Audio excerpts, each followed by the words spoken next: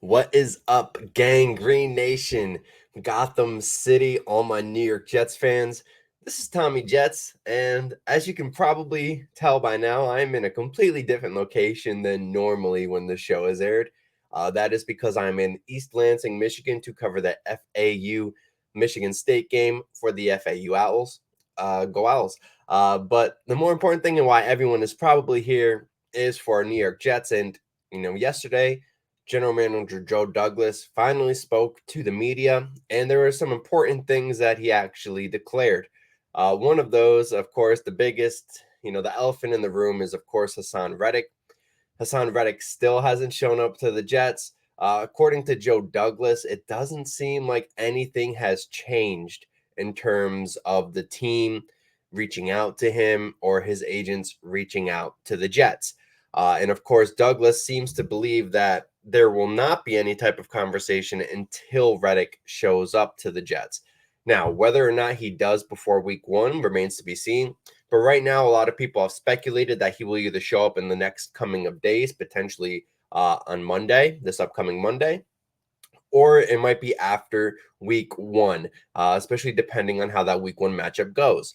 Speaking of week one, Brandon Aiyuk of the San Francisco 49ers has finally re-signed his contract, so the Jets will be going up against him. And I personally will love the matchup between Sauce Gardner and Brandon Aiyuk, if that's who Sauce is primarily lined up against, as well as Charvarius Ward and Garrett Wilson. We know Wilson and Ward have been kind of going back a little bit throughout the past couple of seasons. That's going to be a nice matchup. And while I'm not necessarily one of those people who says that we have to play teams at their strength, and while they're at full strength, it'll be a good litmus test for the Jets to see if they're able to stop the San Francisco 49ers offense with Christian McCaffrey, Brandon Aiyuk, George Kittle, and of course Deebo Samuel. Brandon Aiyuk is especially interesting because maybe he might not be in game shape. If he is in game shape, he's not going to be in football shape. Hasn't participated in, just much like Haason Reddick, hasn't participated in the training camp activities with the team and hasn't been practicing. He's been at practice a couple of times, but he was in plain clothes, not dressed, not ready. So hopefully we get, for as a Jets fan speaking, hopefully that the team doesn't have to get Brandon Aiyuk at his best. I know some people might not like that and might frown upon that type of thinking, but at the same time, listen, I don't care. I want the Jets to win games and win games, period. It doesn't matter how they win the games as long as they win the games. All right. This is one of the seasons where the Jets and their fans can't kind of be nitpicky on how we're winning games. Listen, we need to win at least 10 games this season if the Jets want to even potentially think about being contenders this year. That's probably that's probably the bare minimum that they need to get in order to make the playoffs, is probably a 10 game, and that's if they want to sneak in the wild card. The team just became favorites to win the AFC East, and while I don't know if that's completely possible yet, winning against San Francisco will go a long way because the rest of their schedule leading up to their bye, it has a lot of winnable games. There's a reasonable chance if the Jets win this game, there's a reasonable, it's worth being optimistic that the Jets could potentially start the season 5-0, maybe even 6-0. If they win this San Francisco game, because the rest of the first half of their season, not necessarily the hardest by any means.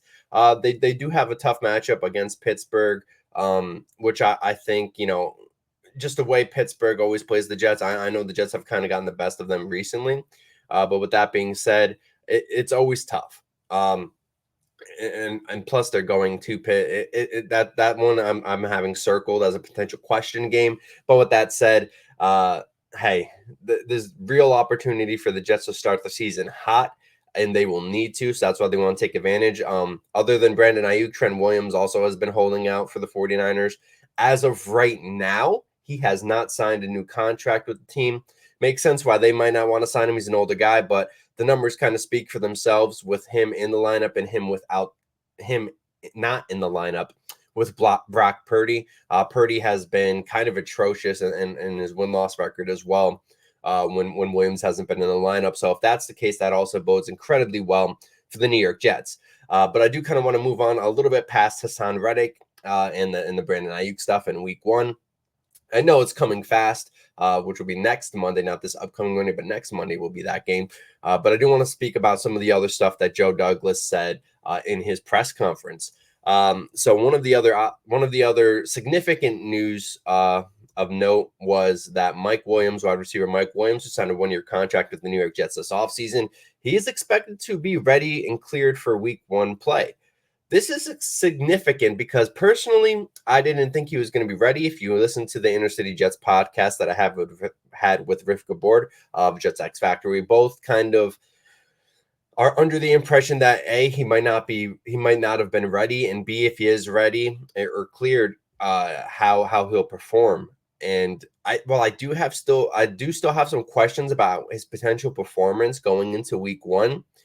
It's good seeing him on the field. At worst, now we know he can be a distraction on go routes, kind of open the center, the intermediate areas of the field, and underneath for players like Garrett Wilson and Malachi Corley, Alan Lazard, things of that nature. Potentially helps the running game too, makes them so that they can't necessarily play the way that they might want to play if Williams wasn't in the game. With that said, do we know if Williams is going to play a lot of that game? We do not. Personally, I would be fairly surprised if Williams plays over 50% of the snaps with the team. And that's just because, up to this point, he has been practicing. I know yesterday he was actually at practice. He caught a couple passes. That's great news. But at the same time, he still has to get acclimated. He's been slowly catching passes in camp, not really doing anything contact wise, which is what was expected. And I don't know if a week and a half, 2 weeks, whatever it may be, is enough for him to be completely acclimated to a football conditioning. With that said, adding him to the offense in that Week 1 matchup is huge because for game plan purposes, as I alluded to with the go routes being a decoy, but not only that, you throw the ball up to him a couple times, maybe he comes down with a great play. And that right there could be the difference in the game. You never know how it works out. And that's kind of the crazy thing about football is that you really don't know how it works out sometimes. So I think Williams coming back is significant. Like I said, I think it'd be surprising if we see him play 50% of snaps, at least in Week 1. I'm still not sold on him being a full-time starter until probably Week 4-ish, 4 to 6, I would say. I don't think he's completely back to the person he was. He might not ever be. But in terms of being the closest health-wise, I don't know if he'll be completely back and game ready until probably middle of the season. You just got to think he's an older player coming off an ACL. He's had multiple injuries throughout his career. The rehab is not easy by any means. I'm not taking anything away from the guy. I really do. I am a huge fan of Mike Williams. I just want to I want to be cautiously optimistic about his chances going forward, but I also want to be realistic about what he can bring to the table with the Jets this year. And I do think he'll be a factor later in the season. I'm not so certain that he'll be a great factor in the beginning parts of the game, other than for, the aforementioned decoy purposes, which I'm not going to keep explaining about. With that said, it opens up a lot of stuff for Malachi Corley. I'm really interested to see if Malachi Corley gets any type of further development in game for his route running in his route tree.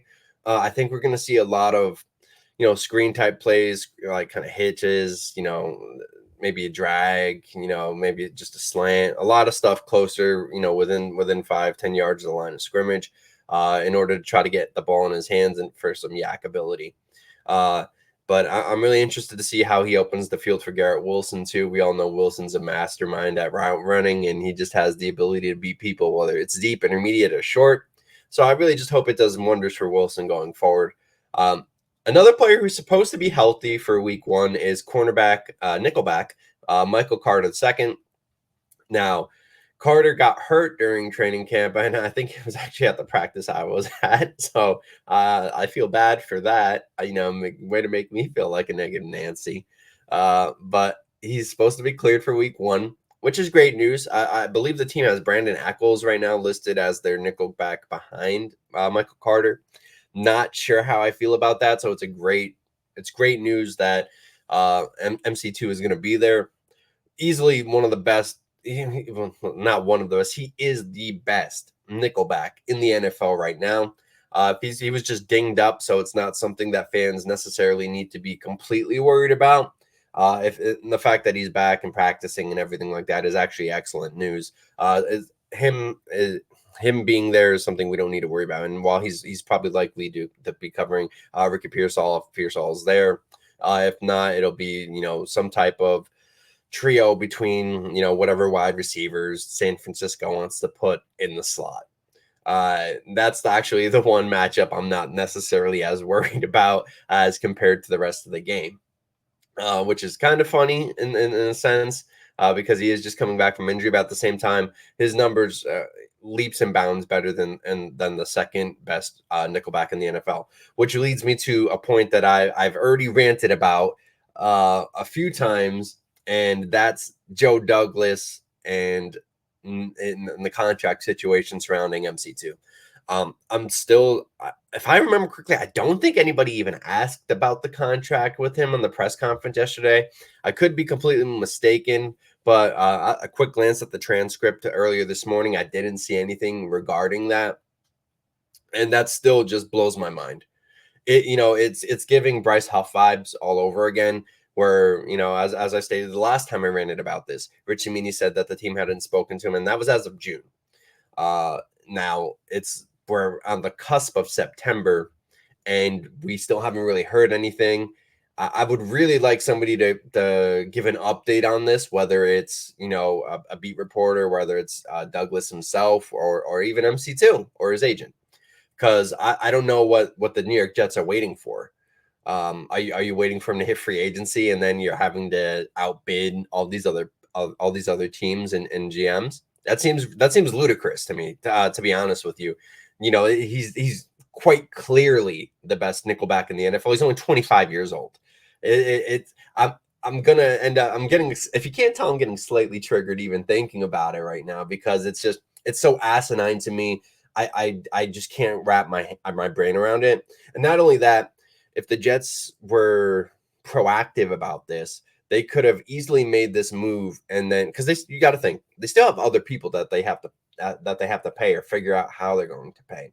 That's Garrett Wilson, that's Sauce Gardner, that's Jermaine Johnson, even Breece Hall, and I'm on the thinking board too, where if they don't get the Breece Hall thing done, what are you waiting for? If you pay for Breece Hall now, give him a 3-year extension, then you have probably one of the best running backs in the NFL under contract until he's 27, 28, 26, 27, 20. That's still in his prime, still good enough where he should be extremely good for the Jets. And while the contract, nobody ever wants to, nowadays in the NFL, nobody wants to pay a running back. But if you have a Christian McCaffrey-esque type of running back, wouldn't you pay for that? I know I would. Now, and I think Breece Hall is at that level. Now, with that being said, I think there was a contingency plan and why the team drafted 2 running backs. Listen, they can say that they love these guys all they want, but, you don't draft players like that, at least double dip, unless you think that there's a chance that they could potentially supplant the starter. That's just the reality of the situation, especially given the draft capital. It's not like the team invested the same type of capital that they invested in Breece Hall. They're basically kind of looking for a cheaper option and kind of hitting, finding that diamond in the rough, which I do think they have in Braylon Allen.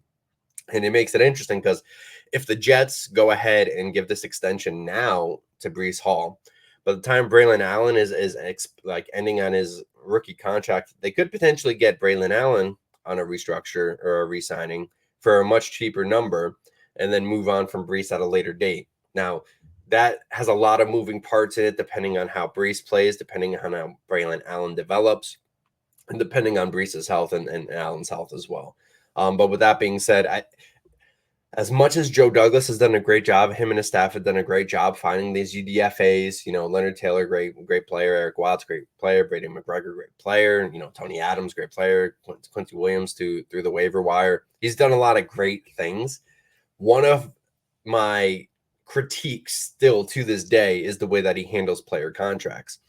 And now I know a lot of Jets fans might not agree with me on this, but I think that if you don't at least have a plan other than it's my way or the highway, I think you're going to have a real hard time getting players to come. And you know, you got to think the Jets still haven't won anything.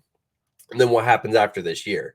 You know, is Rodgers gone? I think if the Jets either the Jets win a Super Bowl or they have a bad season, I think Rodgers is out of here.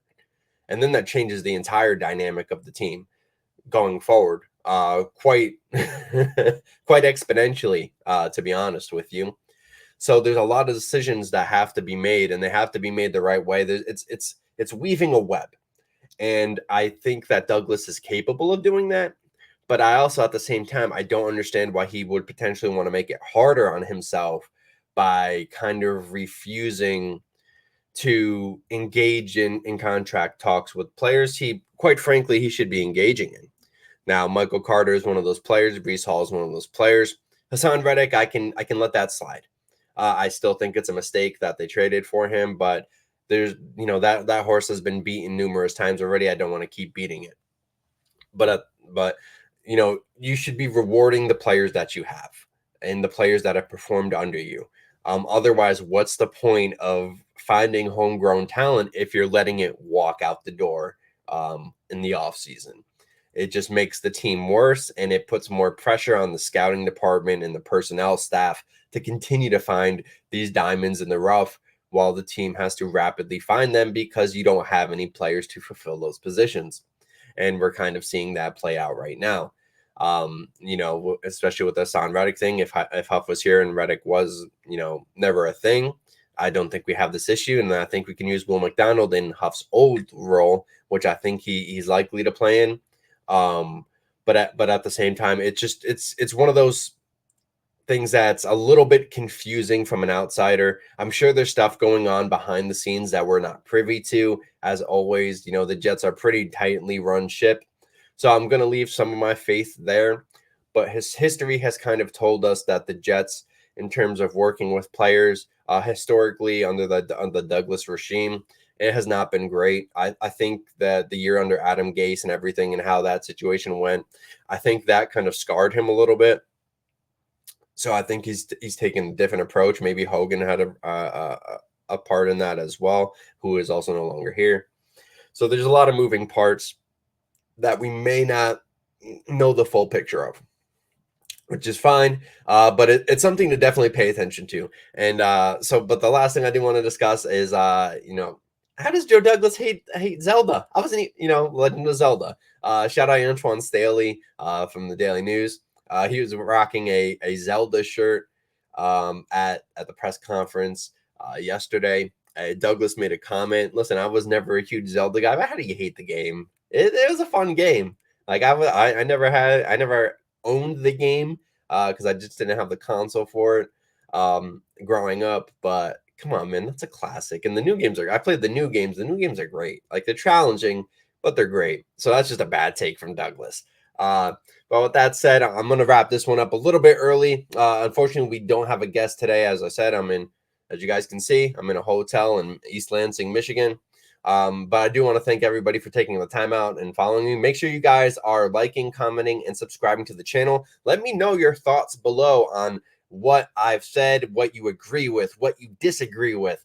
And make sure you guys are following that channel, Inner City Jets. You can also find me at Tommy Jets, of course, at ThomasCP_NFL on Twitter if you guys want to check out my content. It's all NFL content, not just strictly Jets. But that's going to be it for me, guys. Another great episode, another great day. Let's go Jets. And until next time, I'll see you guys on the Jets Pulse.